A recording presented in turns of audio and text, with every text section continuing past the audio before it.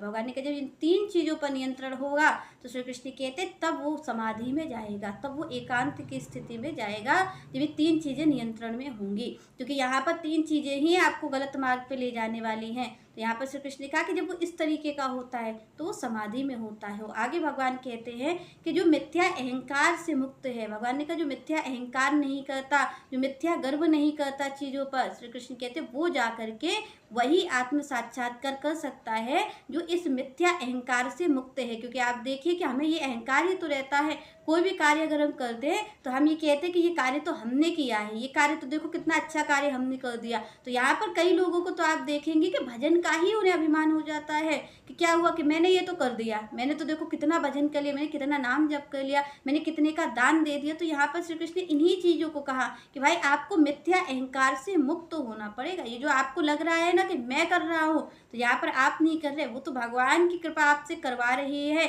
श्री कृष्ण चाह रहे हैं। नहीं तो ये बताइए जीव की कितनी क्षमता है, 2 मिनट में अगर उसके प्राण निकल जाए तो वो धरा का धरा है, फिर वो कुछ नहीं कर सकता। तो श्री कृष्ण कहते हैं कि जब वो वास्तविक सत्य को जान लेता है, इस मिथ्या अहंकार से, इस मिथ्या गर्व से, भगवान कहते जब मुक्त हो जाता है तब वो जा करके आत्म साक्षात्कार कर पाता है। तो यहाँ